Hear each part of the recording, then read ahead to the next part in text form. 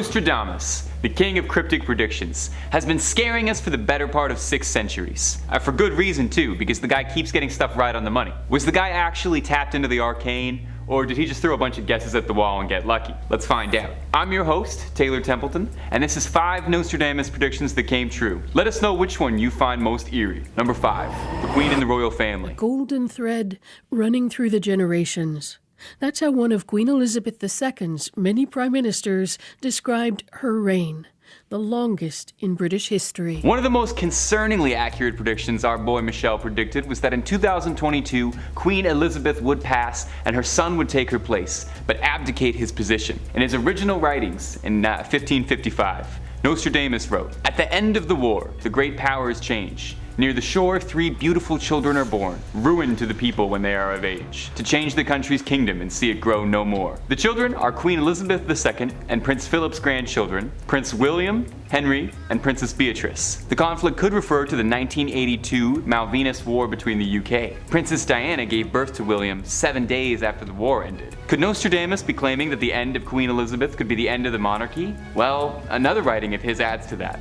Check this out. Because they disapproved of his divorce, a man who later they considered unworthy, the people will force out the king of the islands, and a man will replace him who never expected to be king. Now, if you're like me and you struggle a bit to decipher centuries-old riddles, there are experts like Mario Reading, a British author, to do it for us. Reading explains the thinking, writing that after the Queen's death, Prince Charles will be crowned and become king of the islands. That part's already happened. However, a certain proportion of the British population, following his divorce from Diana, still persists that the pressure on him is so great and his age so much against him that Charles will agree to abdicate in favor of his elder son, Prince William. So it sounds like before he was even born, Nostradamus could sense that no one wanted King Charles. That obvious, huh?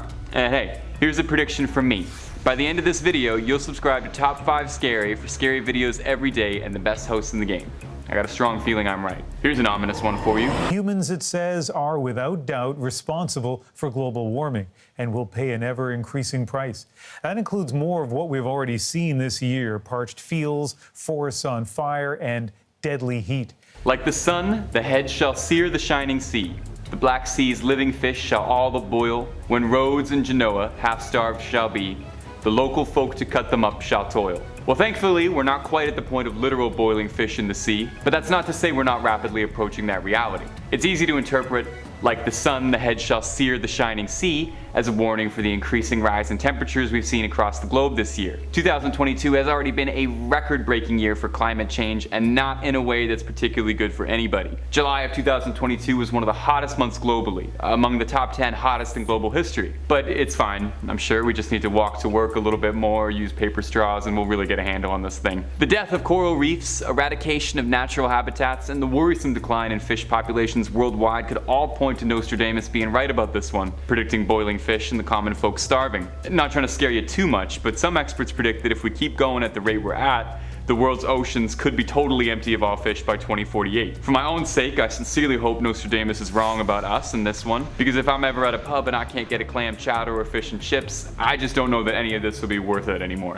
Number 3. Man, did this guy only ever predict depressing stuff? Could he not have just predicted just once that maybe it would be beautiful weather year-round, the Leafs would have a good season, and the McRib would come back? No, sadly it was mostly doom prophecies. Check this one out. No abbots, monks, no novices to learn.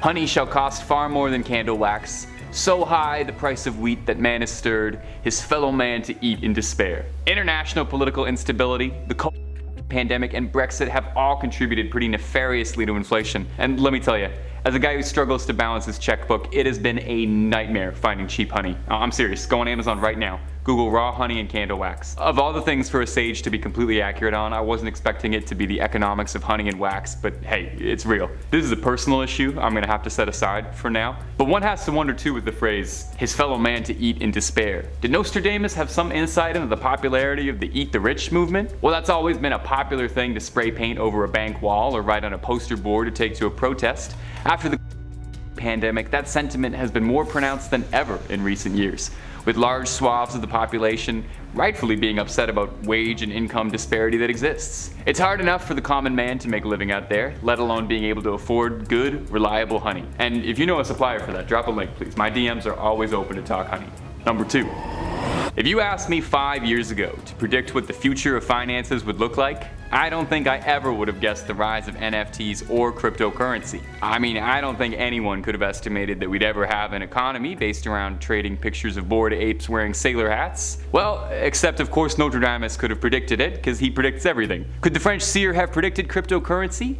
Take a quick listen to this. The copies of gold and silver inflated, which after the theft were thrown into the lake, at the discovery that all is exhausted and dissipated by the debt, all scripts and bonds will be wiped out. Recently, gold has been surging, and a whole wave and movement was born around moving towards cryptocurrency, especially Bitcoin, as a new infallible gold standard. Waves of Silicon Valley engineers and executives have left their high-level positions to pursue cryptocurrency startups, and the push to try and decentralize currency and move towards cryptocurrency has been very real in recent years and growing more and more. Could we really move away from physical cash altogether? Especially after the pandemic, we've seen more and more businesses and operations move towards cashless transactions altogether, moving towards all of our money being stored digitally, which stresses me out a lot because I have a hard time enough managing money when it's in front of me, let alone when it's imaginary. Maybe it's a lot to ask that Nostradamus could have predicted so much the idea of digital currency, but there's a lot to think about as ideas of a new form of currency taking shape. I've got to say though, if he really was as much of a prophet as they say he was,